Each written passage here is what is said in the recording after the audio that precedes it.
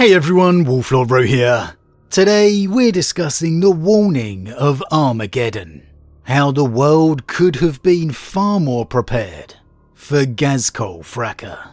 Spoiler warning to begin, as the events we're discussing today are from the Warhammer 40k novel The Pyres of Armageddon by author David Annandale. As always, I really recommend you read the stories for yourself first without spoilers, as that's the best way to enjoy the lore for yourself.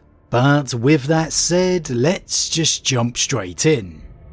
Now, you could throw a dart blindfolded at a map of the Imperium and end up hitting a famous world or a site of an infamous battle. In a universe filled with only war, there is most certainly no shortage of momentous events, locations of the Imperium's battle for survival. But out of all of them, there are few, if any, that can match the name of Armageddon. The world that was Ulanor, integral to the Imperium's beginning, now Armageddon, arguably integral to its fate. The First War for Armageddon saw the return of the dreaded demon Primarch Angron, as the forces of chaos scoured the world. However, it held. Against all odds it held. The demon Primarch banished through the immense sacrifice of the Grey Knights chapter. But of course peace was not to last. It was only a matter of time before further wars engulfed the system. Ones arguably more famous than the first, with the coming of the Orcs and Ghazgkull Thraka. The devastation the Orcs would unleash over the following two wars would be beyond comprehension, as the Imperium would throw everything it had into saving this vital world. Yet for all of this devastation and effort, I was actually incredibly surprised to find out Armageddon had an opportunity to be far better prepared for the Orc assault than it was. And this transpired within the novel The Pyres of Armageddon. The fabled Commissar Sebastian Yarrick, recently seconded to the Armageddon Steel Legion, was returning to the world having put down an Orc raid on the planet of Basquet. As he returned to the world, the system was beginning to suffer the effects of a warp storm, something that just uneased the Commissar. Though this was before he would reach legendary renown in the Second War for Armageddon, Yarrick was a vastly experienced Commissar at this point, having served in his position for over a century. The beginnings of warp storms, the Orcs having raided deep into the Armageddon subsector, when there was no other Orc territory around, it just filled the Commissar with a sense of doubt, unease, that something wasn't quite right.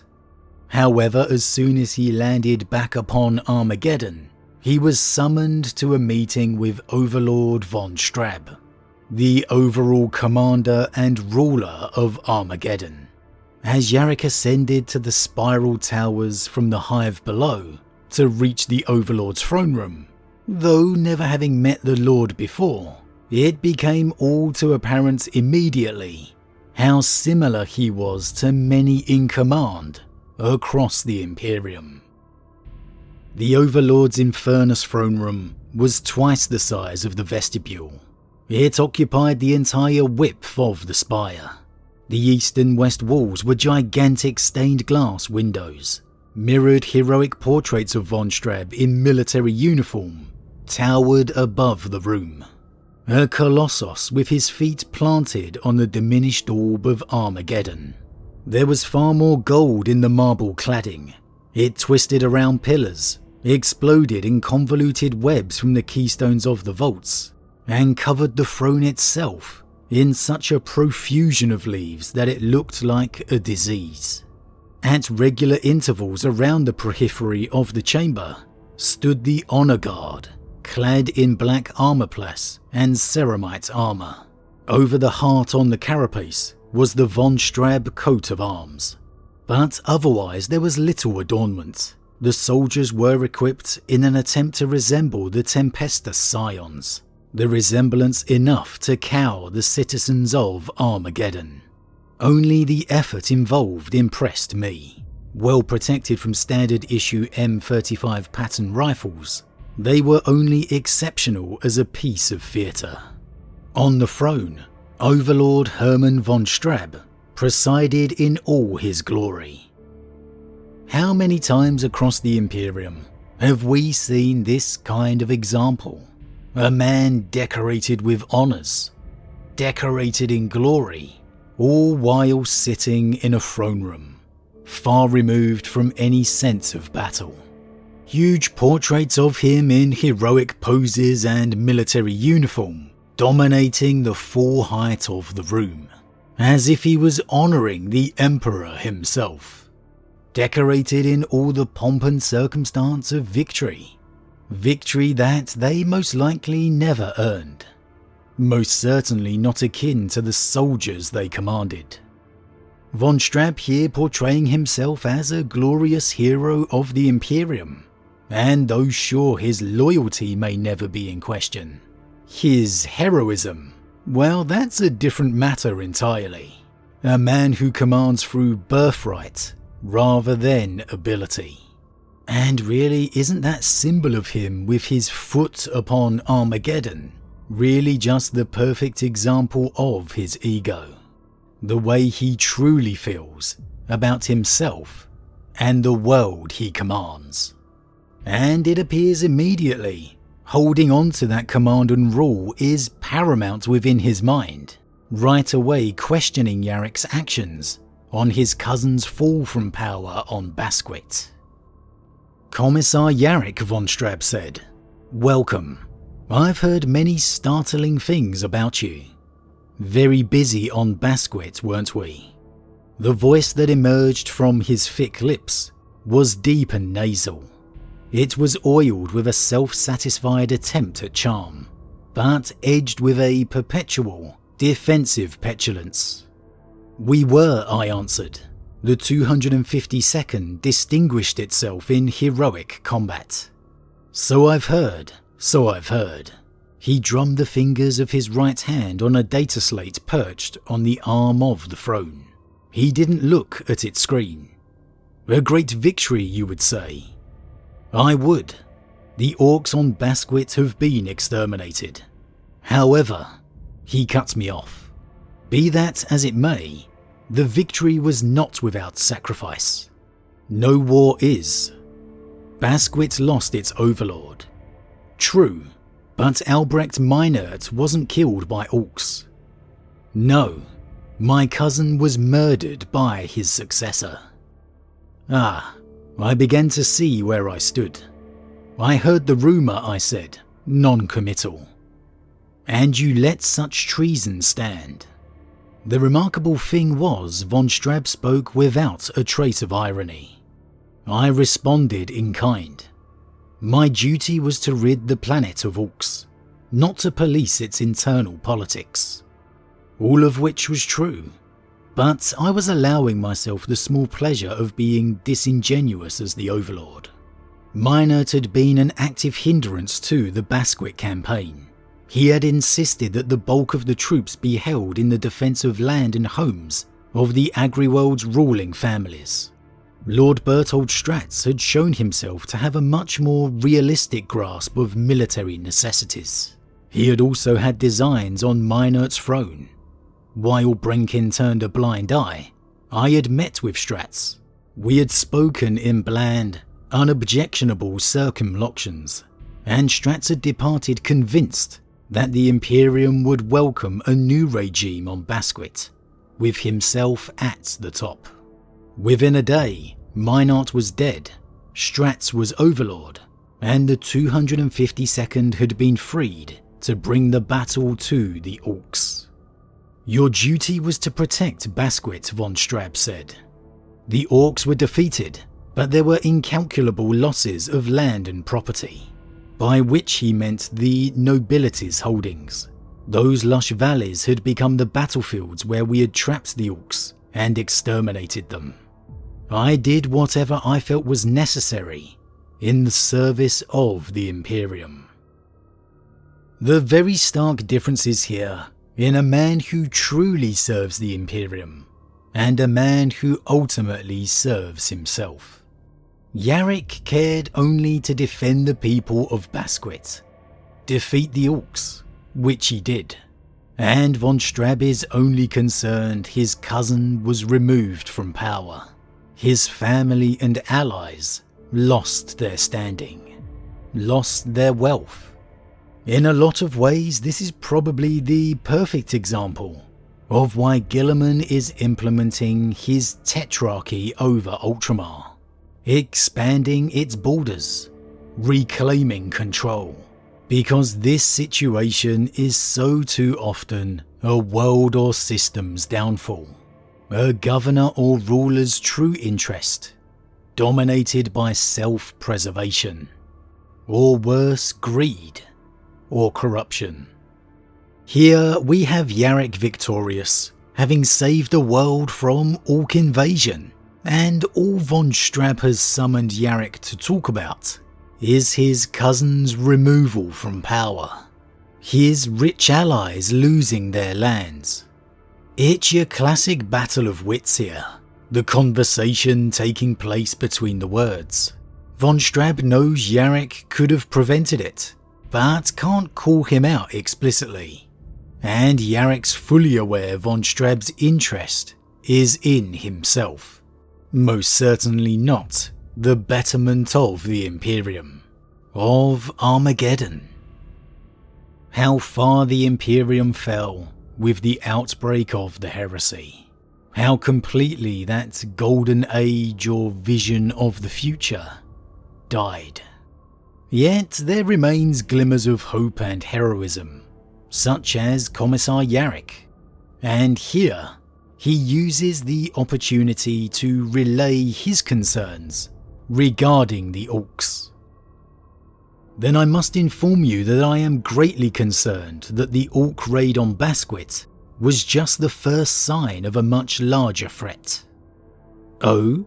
Von Strab leaned back on his throne, signalling just how ready he was to take me seriously. An Orc incursion this deep into Imperial space is already one thing, but we have no adequate explanation for how they arrived there. We had no warning of any sort of approaching fleet. There was no Orc vessels in orbit over Basquet. The Greenskins travel the Immaterium too. Indeed, and the reports I gathered on Basquet imply that they fell planetside in a Space Hulk, but it was a small one, just large enough to hold the force we encountered. It may have come out of the warp, but it would have been too small to survive there for any length of time. I believe it was a fragment of something larger. I didn't know you were given to such unsupported speculation, Commissar.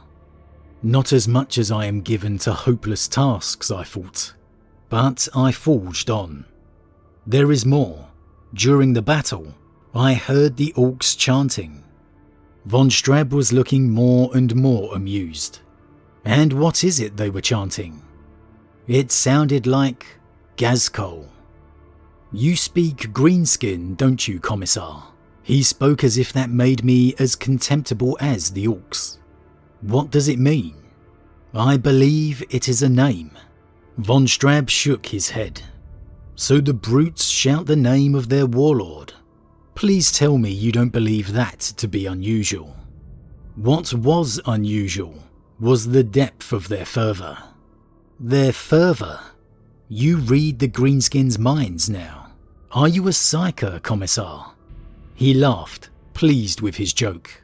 An appreciative, dutiful snicker did the rounds of the honour guard. I knew how this would end, but I did not give up. I would see my duty through. The odds against its success were irrelevant. I ignored von Strab's jibe and summarised my position. Orcs attacked a planet in a strategically critical subsector. They were, I believe, united in their fervour for a single warlord. They must have emerged from the warp. There is a warp storm brewing, The conjunction of these factors should not be ignored. Von Straub regarded me for a few moments. "Are you done, Commissar?" So Armageddon had the opportunity to, if not stymie Ghazgkull's assault before it began, but at least find out about it in advance. Prepare for it. Send word for reinforcement ahead of time. If the concerns of Commissar Yarrick had been heeded here, the legendary rivalry with Ghazgkull may never have come about. Armageddon could even have been spared another world-scarring war. Heck, even two of them. So many loyal lives of the Imperium lost. So much of its vast, desperately needed resources gone. Because von Straub was bitter that Yarrick didn't save his selfish cousin from being removed from power. That he lost land and money. Again, the perfect example of why Guilliman's tetrarchy may be sorely needed. Why perhaps it should be expanded to all of the Imperium. It's clear here from von Straub's visible amusement, he never even gave Yarrick a chance. No matter what the Commissar was going to say, von Straub had already decided his opinion of the Commissar before he even returned to the world. More concerned again with the loss of pride and the removal of his cousin from power. And such is Yarrick's anger here, he almost considers executing von Straub for dereliction of duty, even though he knows it's impossible. It's a twitch of his finger that von Straub notices and laughs in the face of. And though we know Yarrick was right, and that von Straub is a disgrace to the uniform, can we really say he's completely wrong? In fairness here, Yarrick doesn't have the most convincing of evidence as an example. A small Orc space hulk, possibly a piece of a larger force. That the world assaulted was a key world in the subsector, but no sign of any other Orc force or larger picture out there. That they chanted a name with fervour, but no sign of this particular warlord. And now warp storms engulfing the subsector. Perhaps enough for a more thoughtful mind to send exploratory scouts out there to raise the guard across the system. However, admittedly, no sign of the apocalypse that was to come. More a hunch of a commissar than anything else. So maybe it's in hindsight that von Straub receives more scorn then maybe we should give him, because we know what this mistake would lead to. Or is it deserving? I guess that's a question you will have to answer. At the end of the day, the simple fact of the matter is that Armageddon did have an opportunity to be prepared, to find out about the Orcs in advance, and maybe, just maybe, prevent the Second War of Armageddon altogether. And it all arose from Commissar Yarrick, hearing his future nemesis's name for the first time. Ghazgkull. But as always everyone, leave your thoughts in the comments below. Was this enough evidence presented by Yarrick here to convince a more able commander of a larger threat?